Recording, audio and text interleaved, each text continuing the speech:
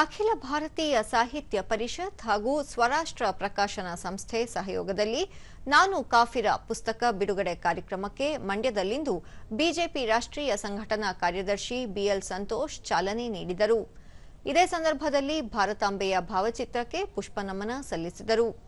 ಈ ವೇಳೆ ಸಂಸದ ಯದುವೀರ ಕೃಷ್ಣದತ್ತ ಚಾಮರಾಜ ಒಡೆಯರ್, ಸ್ವರಾಷ್ಟ್ರ ಪ್ರಕಾಶನದ ಚಂದ್ರಶೇಖರ ದಡದಪುರ, ಲೇಖಕ ಡಾ ಸುಧಾಕರ ಹೊಸಳ್ಳಿ, ಶಿಕ್ಷಣ ತಜ್ಞರಾದ ಮೀರಾ ಶಿವಲಿಂಗಯ್ಯ ಸೇರಿದಂತೆ ಹಲವರು ಉಪಸ್ಥಿತರಿದ್ದರು.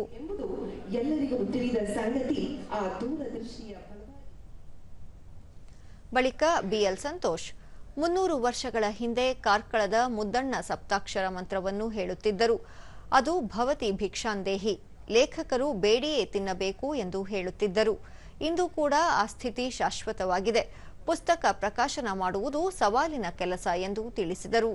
ಚಂದ್ರಶೇಖರ ದಡಪುರ ಇದರಲ್ಲಿ ಆಸ್ತಿ ಮಾಡ್ತಾರೆ ಅಂತ ನೀವು ಅನ್ಕೊಂಡಿದ್ರೆ, ನಾನು ಹೇಳಿದ್ನಲ್ಲ, ಆ ಸಂಸ್ಥೆಯವರು ಹೇಳಿದ್ರು, ನಾವು ಅಂಗಡಿ ಬಾಗಿಲು ತೆಗೆಯೋದು, ನಮ್ಮ ಅಂಗಡಿ ಅವ್ರಿಗೆ ಸಂಬಳ ಕೊಡೋದು, ನನ್ನ ಹೊಟ್ಟೆಪಾಟ್ ನಡೆಯೋದು ಹರೀಶಪ್ಪನ ಪುಸ್ತಕದಲ್ಲಿ, ಉಳಿದಿದ್ದೆಲ್ಲವೂ ನಾನು ಸಮಾಜ ಸೇವೆ ಮಾಡ್ತೀನಿ ಅಂತ.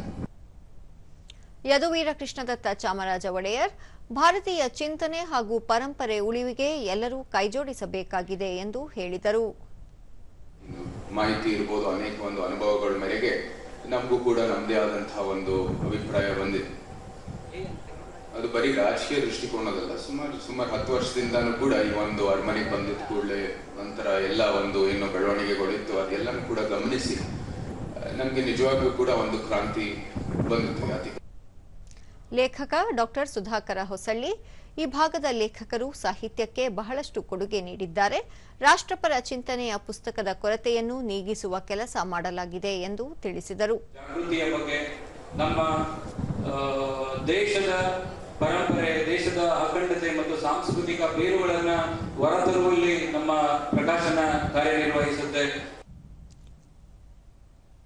ಚಂದ್ರಶೇಖರ ದಡದಪುರ, ಹಿಂದೂ ಸಮಾಜದ ಬಗ್ಗೆ ಜಾಗೃತಿ ಮೂಡಿಸುವ ಕೃತಿ ನಾನು ಕಾಫಿರ ಎಂದು ಹೇಳಿದರು. ಮೀರಾ ಶಿವಲಿಂಗಯ್ಯ, ಡಾ ಬಿಆರ್ ಅಂಬೇಡ್ಕರ್, ಮಹಾತ್ಮ ಗಾಂಧೀಜಿ ಅವರ ವಿಚಾರಗಳನ್ನು ಇಂದಿಗೂ ಸ್ಮರಣೆ ಮಾಡುವುದು ಅವಶ್ಯ ಎಂದು ತಿಳಿಸಿದರು. ಭಾರತವನ್ನ, ಭಾರತೀಯ ಸಂಸ್ಕೃತಿಯನ್ನ ಶ್ರೇಷ್ಠವಾಗಿ ಮಾಡಬೇಕು ಅನ್ನೋ ಗುರಿಯತ್ತ ಇದೆ ಅನ್ನೋದನ್ನ ನಾವು ಮೊದಲೇ ಅವರಲ್ಲಿ ಕಂಡುಕೊಂಡಿದ್ವಿ.